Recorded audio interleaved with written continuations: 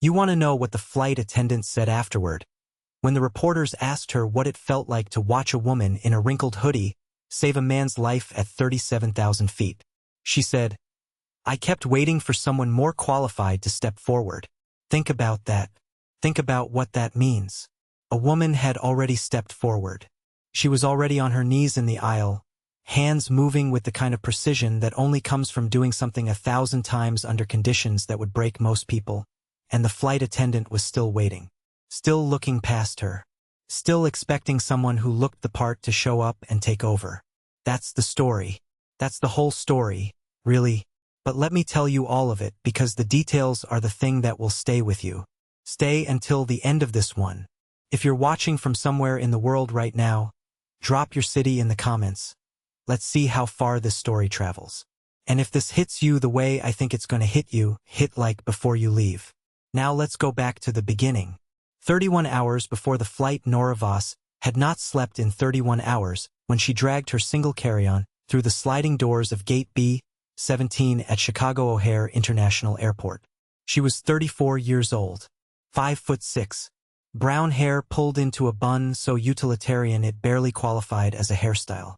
She wore a faded gray hoodie that said nothing on it, dark jeans, and trail runners that had logged more miles than the odometer on most used cars. She had a small silver scar that ran from her left jawline toward her ear, and if you noticed it at all, you probably assumed it was from something mundane. A childhood fall, a kitchen accident, a car door in a parking lot. You would be wrong, but you would never know that because Nora Voss did not explain herself to strangers. She had been in Chicago for 72 hours attending a conference on wilderness trauma medicine. Not presenting, not networking, sitting in the back row with a cup of bad coffee, listening to people who had read about hemorrhagic shock describe it to other people who had also only read about it. She had said nothing. She had eaten her meals alone at a diner 2 blocks from the hotel, tipped 30%, and asked the server questions about their day with the particular quality of attention that made people feel, inexplicably, like the most interesting person in the room. She was flying home to Portland. Seat 14C, middle of the plane, aisle seat.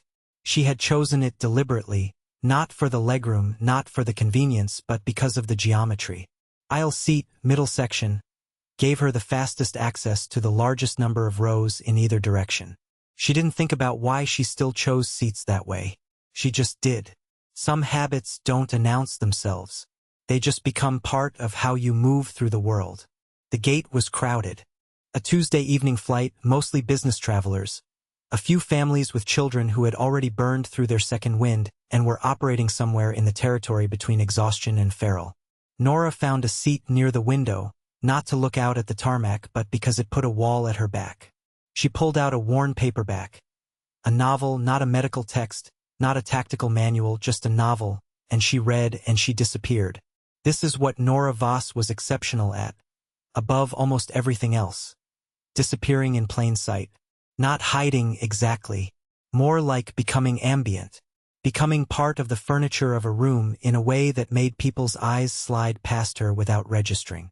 She had learned this skill in places where being noticed could get you killed, and she had never unlearned it, and she had never particularly wanted to. Nobody at gate B-17 looked at her twice.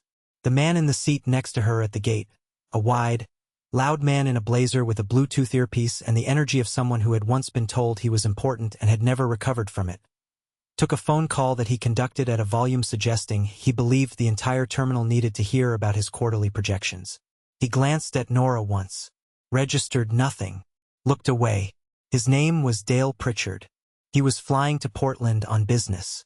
He was 52 years old, slightly overweight, and had been ignoring his cardiologist's advice about red meat and stress management for approximately a decade. He had a wife in Lake Forest and 2 kids in college and a blood pressure reading from 3 months ago that his doctor had circled in red and written "Call me next TO." He was also in seat 14B. Nora did not know any of this yet. She just knew he was loud, and that he smelled like airport bourbon, and that he kept glancing at her carry-on as if calculating whether it would compete with his for overhead bin space. It would not. Nora's bag was small enough to fit under the seat in front of her. She always packed that way. Less to manage, faster to move. They boarded at 8:47 p.m. The flight, The first hour the aircraft was a Boeing 737-800, full flight, 162 passengers. The crew consisted of Captain Elias Marsh, 51, 22 years with the airline, a man who had the kind of face that inspired confidence. Square jaw, steady eyes, the calm authority of someone who had flown through enough bad weather to stop being afraid of it. His first officer was younger, a woman named Priya Anand who was 33 and sharp and had the habit of double-checking everything, which Elias appreciated. The lead flight attendant was a man named Kevin, who was professionally cheerful in the way that suggested he had survived enough difficult passengers to have developed a kind of philosophical acceptance of the human condition. Nora was in 14C. Dale Pritchard was in 14B. The window seat, 14A, was occupied by a teenage girl named Bex who had noise-canceling headphones and the complete social invisibility of someone who had decided that the adult world was not worth engaging with and was managing this conviction by watching what appeared to be a 14-hour anime marathon on her laptop. The first hour was unremarkable. The flight attendants did their safety demonstration. The plane climbed to cruising altitude. Dale Pritchard ordered a bourbon on the rocks almost before the seatbelt sign had clicked off, which the flight attendant Kevin noted with the particular brand of professional neutrality that masked everything. Nora read her book. Bex watched her anime. The cabin lights dimmed. Most people settled into the suspended animation of long-haul economy travel. Nora finished a chapter, started another. The words weren't landing, her brain was running on fumes in spite, and she knew it and she accepted it. She put the book in the seat pocket, tilted her seat back the regulation 2 inches that the airline permitted, and closed her eyes. She did not sleep. She never fully slept in public spaces. She rested, a light, monitored state that looked like sleep and functioned like a tripwire. Her breathing slowed. Her body went still. But some part of her brain remained on cataloging. The ambient noise of the aircraft, the rhythm of the engines, the particular frequency of the cabin pressure, the sounds of the people around her. She had been in this state for approximately 40 minutes when she heard it. Not the sound itself, not yet. The absence of a sound. Dale Pritchard had been making small noises since they boarded. The shifting of a large man in a small seat, the occasional clearing of his throat, the soft sounds of someone who was never entirely still. And then, between one moment and the next, he stopped. Nora opened her eyes. The moment everything changed, she didn't turn her head immediately. She looked at the seat pocket in front of her, at the reflection in the darkened window, at the quality of light. She was taking inventory before she committed to action, the way she had been trained to do, the way she had done in places where committing to the wrong action got people killed. Dale Pritchard was slumped against the armrest between them. His face, in the dim cabin light, had taken on a color that Nora recognized immediately and viscerally. A grayish-blue undertone beneath the skin, the particular pallor of a cardiovascular event. His mouth was slightly open. His breathing was wrong. Shallow, irregular, with a quality that medical professionals call agonal, the body's last resort attempt to oxygenate itself when the normal mechanisms have failed. She was out of her seat before she had consciously decided to move. "Sir." Her voice was low, controlled. She put 2 fingers to his neck, found his carotid. The pulse was there but thready and arrhythmic, stuttering like a car engine trying to turn over in the cold. "Sir, can you hear me?" Nothing. His eyes were partially open, unseeing. She leaned across him, pressed the call button above his seat, then pressed her own. Then she straightened, stepped into the aisle and said, in a voice pitched to carry exactly as far as the nearest flight attendant without causing a cabin-wide panic, "I need help in 14B. Now." Kevin materialized from the front galley in approximately 6 seconds. He was good at his job. He took one look at Dale Pritchard and his expression shifted from professional neutrality to controlled alarm. "Sir? Sir, can you?" "He's unresponsive," Nora said. "Pulse is present but irregular. Breathing is agonal. I need your medical kit, your AED, and I need you to get on the intercom and ask if there's a physician on board. Do all 3 of those things simultaneously if you can." Kevin stared at her for exactly 1 second. Just one. The stare of a person recalibrating, this woman in a hoodie, this nobody from seat 14C, speaking with the flat authority of someone who has done this before, who is not panicking, who is giving instructions in the specific clinical language of someone who knows exactly what agonal breathing means and why it matters. "Are you a doctor?" he asked. "Get the kit," Nora said, not answering the question. "Not yet. And the AED. Right now." Kevin went. Nora moved Dale Pritchard into the aisle. He was a big man, 220 pounds, maybe more, and she moved him with an efficiency that made it look easier than it was, positioning him on his back with his airway clear, tilting his head, checking again. The breathing had stopped. The pulse was gone. She started compressions. The technique was textbook perfect, but it didn't look textbook perfect. It looked like something else entirely. It looked like a person who had done this in the dark, in the rain, in moving vehicles, in conditions where textbooks were a distant memory and the only thing that mattered was keeping a body alive until something better was available. Her compressions were deep, rhythmic, precisely timed. 100 beats per minute. 2 inches of depth. She counted in her head and her face was completely, almost unnervingly calm. The cabin was waking up. Passengers were craning their necks. A woman 3 rows back made a soft sound of distress. A child asked a question that its parent answered in a hushed, urgent voice. The lights in the aisle section came up slightly as Kevin returned with the medical kit and the AED. Trailing behind him a second flight attendant named Mara who had the look of someone who had completed her emergency training and was now experiencing the gap between training and reality. "I'm going to need you to open the AED and follow my instructions," Nora said to Mara, not breaking the rhythm of her compressions. "Can you do that?" "Yes," Mara said. Her voice was steady. She was better than she looked. "Good. Open it. Wait for my signal." And then, over the intercom, in the measured tones of a captain who had decided that calm was the only option available to him. "Ladies and gentlemen, we have a medical situation on board. If there is a physician or medical professional aboard the aircraft, please make yourself known to a crew member immediately." Pause. "Any combat medics, any paramedics, any nurses, please come forward." Nora did not look up. She was already there. Who she was. Let's rewind a little further. Let's go back to before the conference, before Chicago, before the flight, before the aisle of that 737 became the most important 30-foot stretch of real estate in the sky.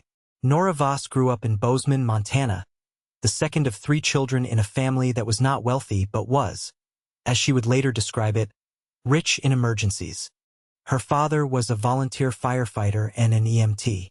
Her mother was a nurse practitioner who ran a rural clinic that served a population spread across 400 square miles of mountains and high plains. Nora grew up understanding that help was often far away, and that the gap between someone being alive and someone being dead was frequently measured in minutes, and that the person who happened to be present when those minutes began was the only thing standing between those two outcomes. She was pre-med at the University of Montana. She was good at it, not just academically good, which she was, but constitutionally suited to it in a way that her professors noticed. She had the steadiness, the ability to compartmentalize, the particular quality of attention that doesn't waver when the situation becomes terrible.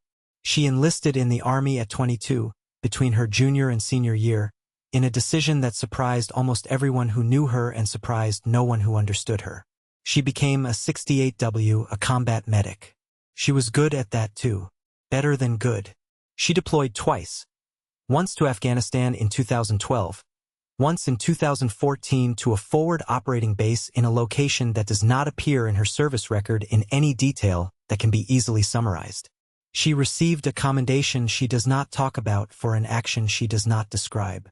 The silver scar on her jaw is from the second deployment. The way she chooses aisle seats is from both of them. She left the Army at 28 with an honorable discharge, a folder of medical training that most civilian practitioners would require a decade of residency to accumulate, and a very specific kind of exhaustion that is not fixed by sleep.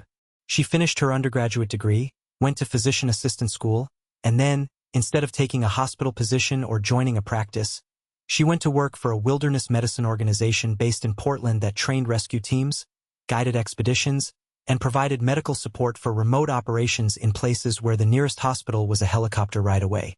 She had been doing this for 6 years. She had delivered 3 babies in the field, managed a tension pneumothorax with a 14-gauge needle and a prayer, set compound fractures, performed emergency surgical procedures under conditions that would make most surgeons weep, and once, kept a man alive for 4 hours with improvised equipment and sheer bloody-minded refusal to let him die until the medevac arrived. She did not have a large social media presence. She did not have a podcast or a speaking career or a book deal. She had a small apartment in Portland, a truck with high mileage, a dog named Sergeant who was enormous and gentle and slept across the foot of her bed, and the kind of quiet, purposeful life that people who have seen too much tend to construct for themselves. She was nobody. She was invisible. She was exactly the person you wanted in seat 14C.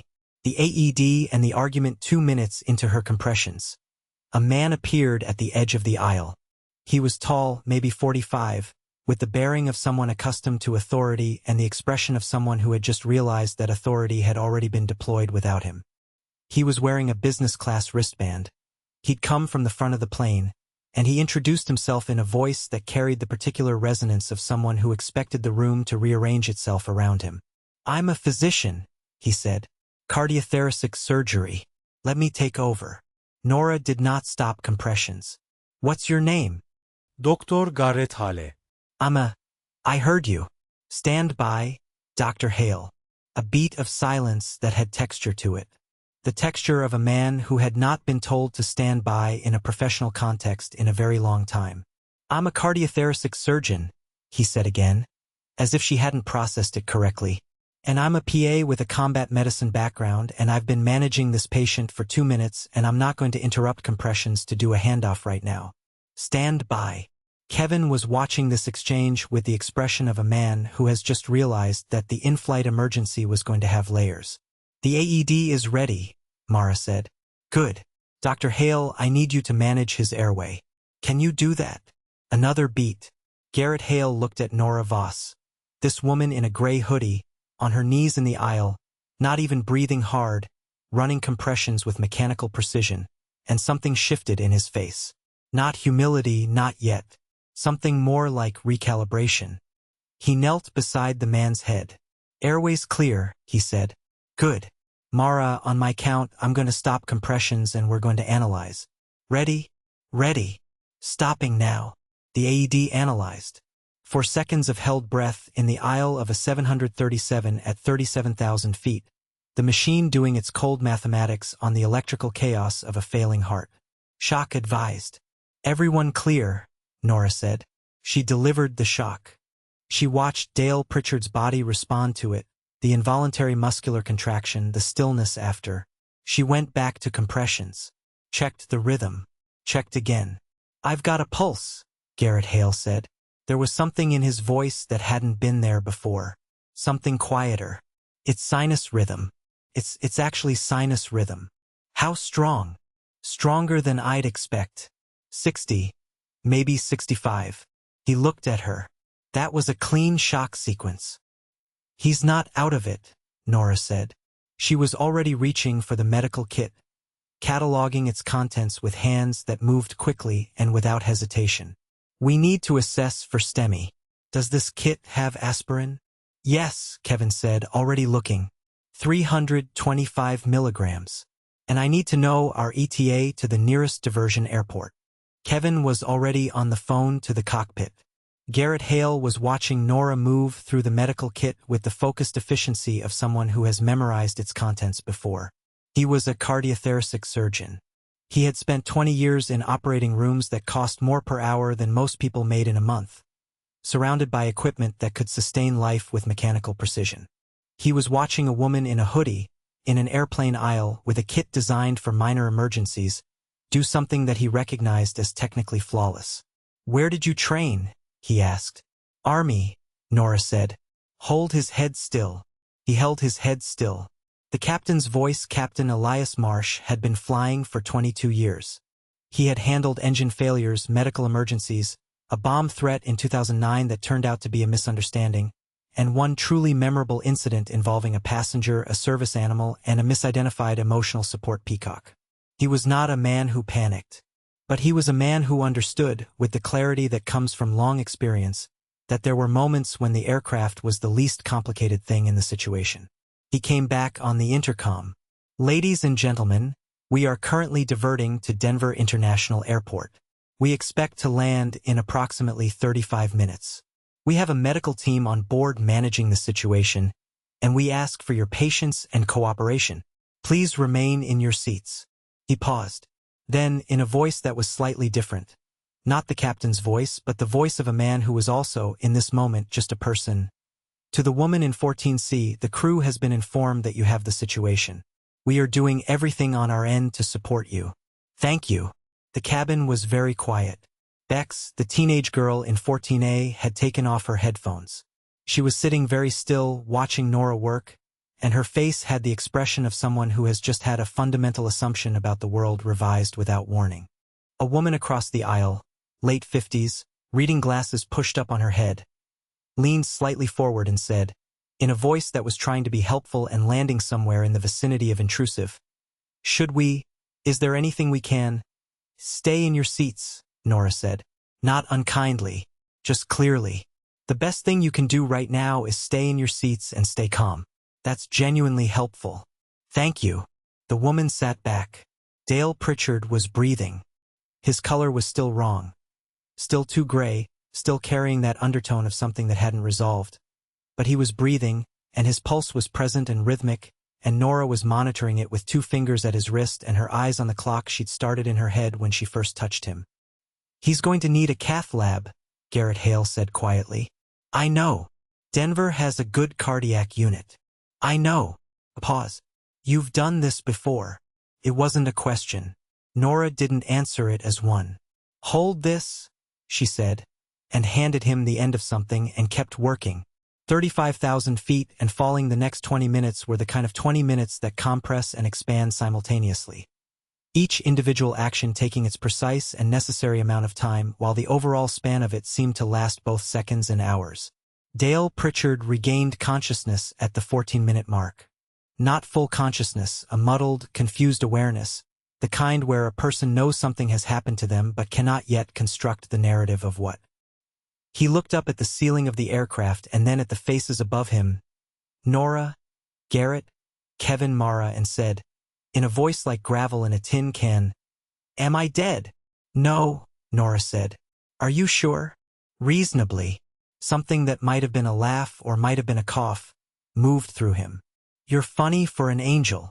"I'm a PA from Portland," Nora said. "Don't move." He didn't move. Garrett Hale administered the aspirin. Nora monitored Dale's vitals with the equipment available, limited, imprecise, but enough to track the direction of travel, and the direction of travel was cautiously upward. His pulse was steadying. His color was improving by increments. He was not out of danger. He was nowhere near out of danger, but he was present and he was stable and he was going to make it to Denver. Kevin brought water for Nora and Garrett both. Nora took hers, drank half of it, set it on the floor of the aisle where she could reach it without taking her attention off her patient. Garrett drank his in one go. 31 hours without sleep, Nora said, more or less to herself. "Sorry," Garrett said. "Nothing." He looked at her for a moment.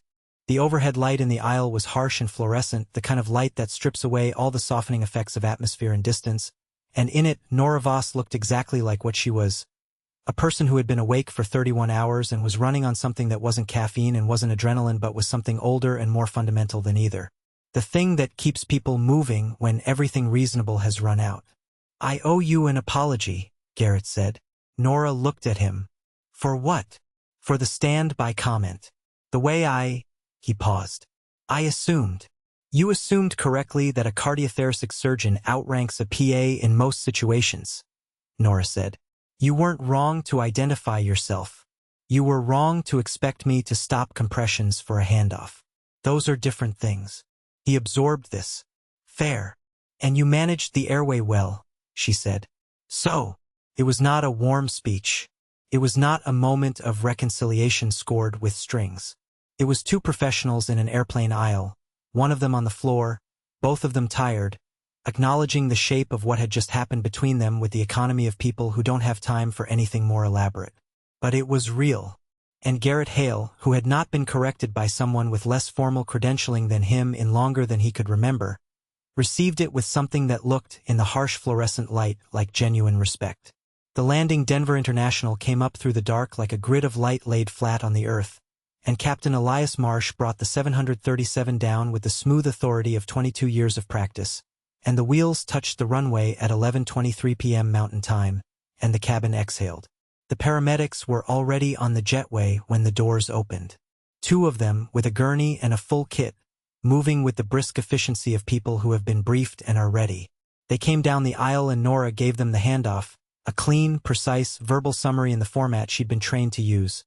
Patient identification, presenting symptoms, timeline of events, interventions performed, current vitals, her assessment of the likely diagnosis and the recommended next steps.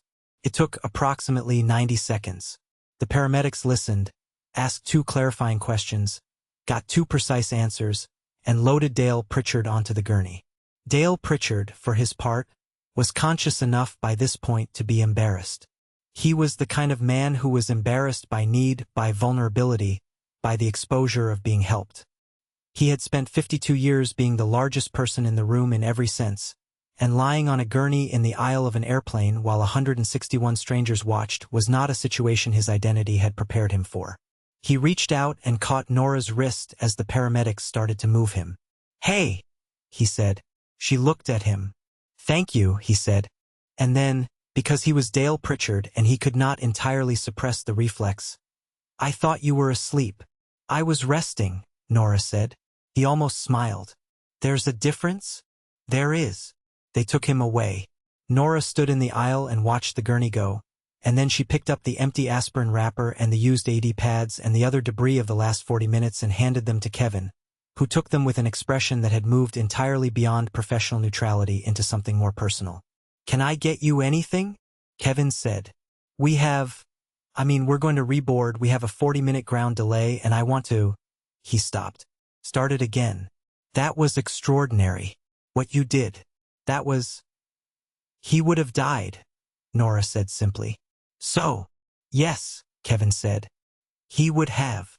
A pause. "I'll take more of that water," Nora said. "If you have it." The reboard the airline put everyone up in a hotel for the night. The Denver delay stretched from 40 minutes to 3 hours as the aircraft underwent a routine post-diversion inspection, and at some point around 1 in the morning, the airline representative at the gate made the call to rebook everyone on the morning flight and provide hotel vouchers. There was grumbling. There was the particular quality of collective frustration that forms when a large group of tired people are told that the thing they wanted is not available. Nora stood at the edge of it, carry-on at her feet, and waited for the line to move. The woman who had offered to help from across the aisle found her way to Nora's side. Her name was Dr. Sylvia Okafor, and she was 61 years old and a professor of emergency medicine at Northwestern, and she had spent the last 40 minutes watching Nora work from 3 rows back with the focused attention of someone who has spent a career evaluating clinical competence. "I want to ask you something," Dr. Okafor said, "and I want you to know that I'm asking as a colleague, not as someone who's about to offer you unsolicited advice." Nora looked at her. "Okay. Where are you working right now?" "Wilderness Medicine Organization in Portland. Rescue support, remote operations." "Are you happy there?" A pause. The line moved forward 2 steps. "What kind of question is that?"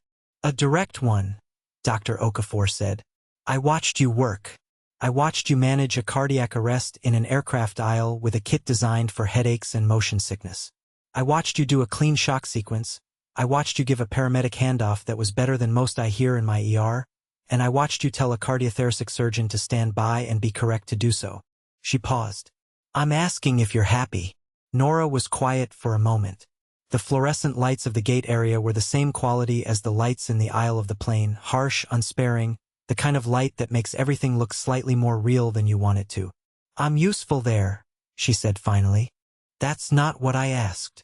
"I know." Dr. Okafor handed her a card. It was a plain card, just a name and a number and the Northwestern logo. "I run a fellowship program," she said, "for practitioners with non-traditional backgrounds who have demonstrated clinical competence in high-acuity environments. It's not a residency, it's not a traditional path. It's designed for people who learned medicine in places that don't appear on a CV in ways that translate easily." She paused. "Call me if you want to talk about it." No obligación. "No pressure. Just call me." Nora took the card. She looked at it for a moment. Then she put it in the front pocket of her hoodie, next to her boarding pass and her phone. "Thank you," she said. "Thank you," Dr. Okafor said. And she meant it in the way that people mean things when they have just watched someone do something that reminded them why they chose the work they chose. What Dale Pritchard found out 3 days later. Dale Pritchard was in a cardiac care unit in Denver, recovering from an emergency angioplasty that had addressed a near-total blockage in his left anterior descending artery, the one cardiologists call the widowmaker, for reasons that are self-explanatory. He was going to be fine. He was going to need to make some changes, and his cardiologist was going to have a conversation with him about the red meat and the bourbon and the blood pressure reading from 3 months ago that had been circled in red, but he was going to be fine. His wife, Carol, had flown in from Lake Forest. She was a small, precise woman with dark hair and the contained, efficient energy of someone who has spent 30 years married to a large, loud man and has developed, out of sheer necessity, the ability to manage everything. She had arrived at the hospital, assessed the situation, spoken to the doctors, arranged the logistics, and then sat down next to her husband's bed and held his hand and cried, quietly, in the way of someone who does not cry easily and is doing it now because the alternative is worse. Dale told her about Nora. He told her about the woman in the gray hoodie, the woman who had been asleep, resting, he corrected himself, in the seat next to him, who had moved before he had even registered that something was wrong, who had kept his heart beating with her hands in the aisle of a plane while the sky went dark outside the windows. Carol Pritchard listened to all of it. Then she said, "I want to thank her. I don't know how to find her," Dale said. "I didn't even get her last name." This turned out to be less of an obstacle than he expected. The story had already begun to move through the world in the way that stories do when they have the right combination of elements. The drama of the setting, the reversal of expectations, the human stakes. A passenger had posted something on social media. Then another. Then the airline had issued a brief statement. Then a local Denver news outlet had picked it up, and then a national one, and then the story was out there in the way that stories get out, and the name Nora Voss was attached to it, and the details were largely accurate, which was unusual. Nora found out about the coverage when her colleague Marcus called her at 7 in the morning Portland time and said, "Hey, are you aware that you're on the news?" "No," she said. "You're on the news. I see that. Do you want to do anything about it?" She thought about it. She was sitting at her kitchen table with a cup of coffee, Sergeant the dog's enormous head resting on her knee, the morning light coming through the window at the angle that made her small apartment look, briefly, like somewhere a person could be entirely at peace. "No," she said. "The airline wants to give you a statement of commendation. They can send it in the mail. There's a reporter from Marcus." "Yeah. I'm going to drink my coffee." A pause. "Okay. Fair enough." She drank her coffee. Sergeant sighed the sigh of a large dog who has found his person and intends to stay there. Outside, the Portland morning was doing its thing. Gray and soft and smelling of rain and pine, and Nora Voss sat in the quiet of it and did not perform her feelings for anyone. But she did, at some point before she left for work, take the card out of her hoodie pocket and set it on the kitchen table where she could see it.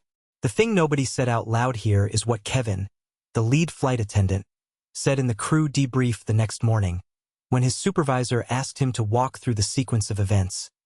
"She was already doing compressions when I got there. She had assessed him, moved him into the aisle, cleared his airway, and started compressions in the time it took me to respond to the call button. She gave me instructions in clinical language. She knew exactly what was in the medical kit before she opened it. She managed the AED sequence without hesitation. She gave the handoff to the paramedics in a format I've never heard a non-professional use. And she did all of it." He paused. "She did all of it without telling us who she was, without asking for recognition, without making it about anything other than keeping him alive."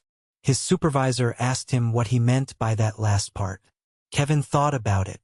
Most people, when they step up in a crisis, there's a moment where they want you to know that they're stepping up, where they want the room to register it. She didn't have that moment. She just worked, like it was the most ordinary thing in the world, like she'd been doing it forever. He paused again. "I kept waiting for someone more qualified to show up," he said. "And then I realized she was the most qualified person on that plane. And she'd been sitting there the whole time. Right there in seat 14C. And none of us had known. This is the thing that stayed with people. Not the drama of the cardiac arrest, not the AED, not the diversion to Denver. All of that was remarkable, but it was the kind of remarkable that fades. What stayed was this.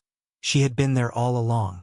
The most capable person in that aircraft had been sitting in the middle of the plane in a gray hoodie, invisible, unremarkable, indistinguishable from anyone else, and the crisis had arrived and she had simply become what she was, without announcement, without performance, without waiting for permission.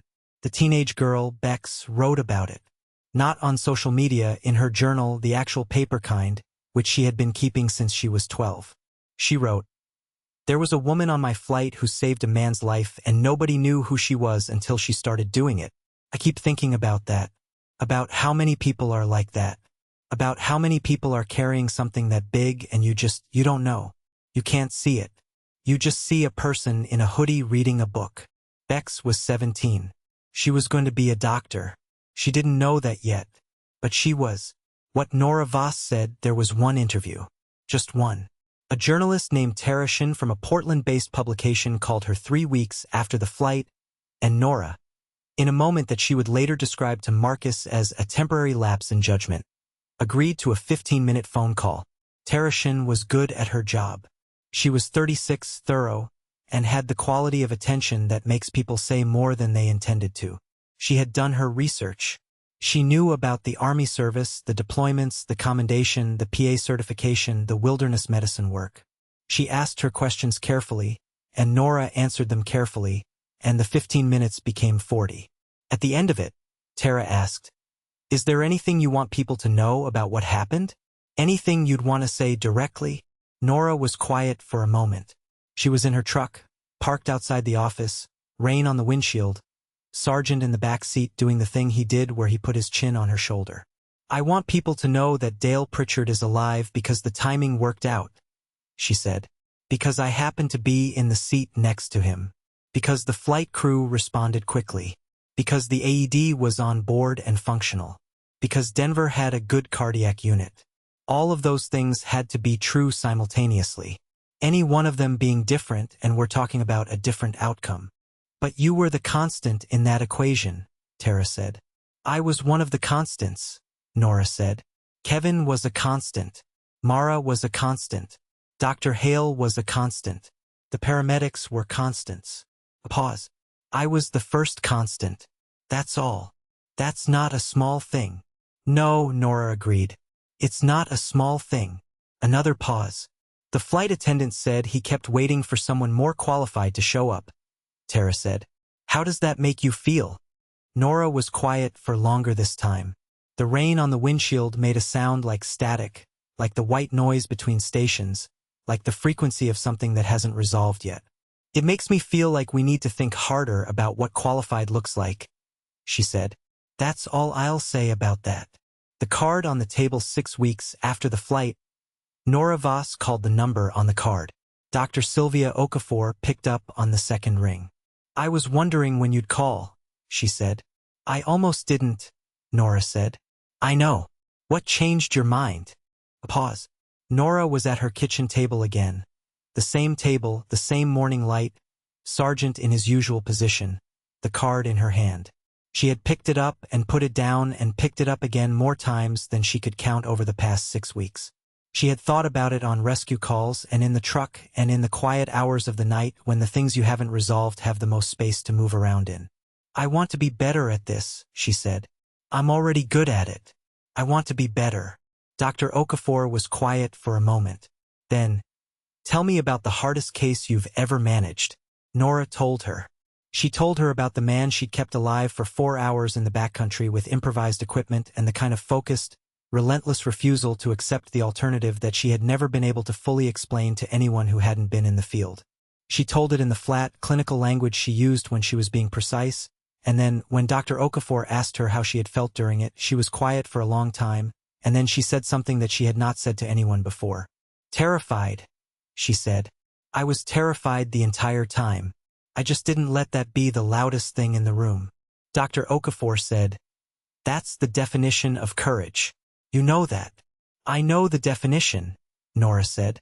"I just don't usually apply it to myself." Most people who have it don't, Dr. Okafor said. Come to Chicago. Let's talk in person. Nora looked at the card. She looked at the light coming through the window. She thought about Dale Pritchard in his hospital bed in Denver, holding his wife's hand. She thought about Bex with her headphones off, watching with her whole face. She thought about Kevin saying she was already there. She had been there the whole time. Okay, she said. The thing about invisible people, Dale Pritchard made a full recovery. He sold his company 8 months later, not because of the heart attack he would tell people, but because the heart attack had clarified something that he'd been avoiding for years, that he was working for reasons that had stopped making sense to him, and that the quarterly projections he'd been shouting about in airport terminals were not, ultimately, the thing he wanted to be remembered for. He and Carol moved to a smaller house. He started cooking. He walked 5 miles every morning. He called his kids more. He never stopped thinking about the woman in the gray hoodie. He found her, eventually, through the article Tereshin wrote, which ran in a Portland publication and was picked up and shared widely enough that it reached him in his smaller house in Lake Forest on a Tuesday morning when he was making eggs. He read it twice. Then he wrote her a letter, an actual letter on paper, the kind that requires a stamp, and sent it to the publication's address with a note asking them to forward it. They did. Nora received it on a Wednesday. She read it standing at her kitchen counter, still in her jacket, just in from work. It was 3 paragraphs. The first paragraph was a formal thank you, precise and slightly stiff, the language of a man who doesn't write letters often. The second paragraph was about Carol and the house and the cooking and the kids and the 5 miles every morning, and it was less stiff and you could feel him loosening into it. The third paragraph was just 1 sentence. It said, I don't know what it costs you to carry what you carry, but I want you to know that it matters. Nora stood at her kitchen counter for a long time after she read that. Then she put the letter on the table, next to the place where the card had been, and she went and fed Sargent, and she made herself dinner, and she sat with all of it in the quiet of her apartment while the Portland evening came down soft and dark outside the window.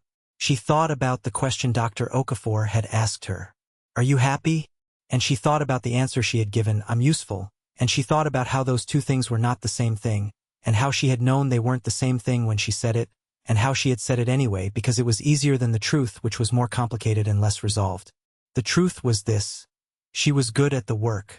She was deeply, constitutionally, precisely good at the work in a way that felt like the closest thing she had to a native language.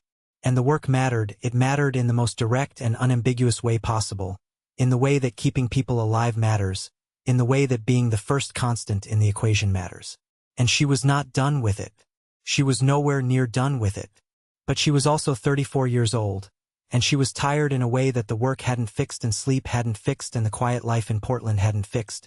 And she was beginning to understand that the kind of tired she was carrying was not going to be fixed by more of the same thing. It was going to be fixed by something harder, by something that required her to be seen in ways she had spent years avoiding, by something that asked more of her than the ability to function in the dark, alone, without anyone watching. She had spent her whole career being invisible, being the person in the gray hoodie in the middle of the plane, unremarkable, unregistered, indistinguishable from everyone else until the moment when it mattered. And she was good at that. She was very good at that. But she was beginning to wonder what she might be good at if she stopped.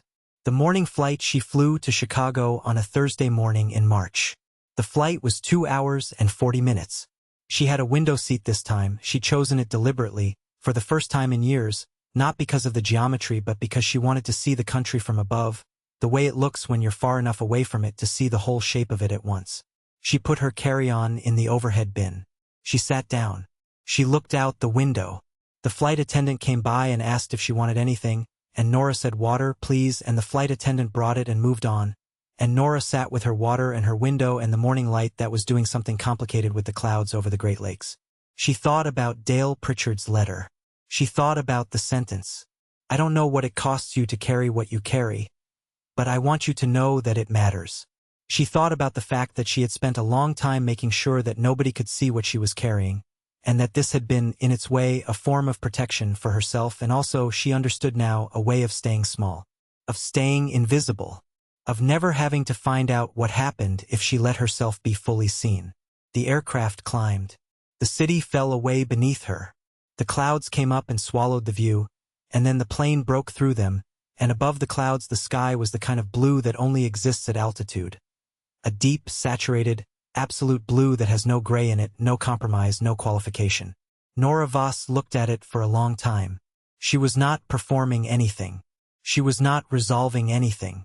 She was just a woman on a plane going somewhere carrying what she carried, which was considerable, which had weight and history and the particular specific gravity of things that have been through fire and come out changed but intact. She was going to meet Dr. Okafor. She was going to have a conversation about what came next. She was going to find out, maybe, what it felt like to stop being invisible on purpose. And whatever came of that, whatever shape the next chapter took, she was going to bring to it the same thing she brought to everything. The steadiness, the precision, the refusal to perform, the quiet and absolute refusal to let the loudest thing in the room be the fear.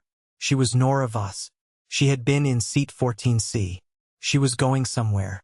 The sky outside the window was that impossible blue, and the plane flew on, and below the clouds the world went about its business, and somewhere in a cardiac unit in Denver a man who had almost died was walking 5 miles and calling his kids, and somewhere in a journal in a teenage girl's room a sentence was written about invisible people and what they carry, and somewhere on a kitchen table in Portland a letter sat next to the place where a card used to be, and all of it was connected by the 31 hours of exhaustion and the gray hoodie and the 2 fingers at a carotid pulse and the voice that said, in the aisle of a 737 at 37,000 feet, without drama, without performance, without waiting for anyone to give her permission, I need your medical kit. And everything that followed from that. If the story hit you the way I think it did, drop a like before you go. It genuinely helps this channel reach more people. And leave your city in the comments. I want to see how far this one travels. Subscribe if you want more stories like this one. Stories about people who were there all along, doing the work, carrying the weight, waiting for the moment when the world finally looked up and saw them. There are more of those stories than you think. There are always more.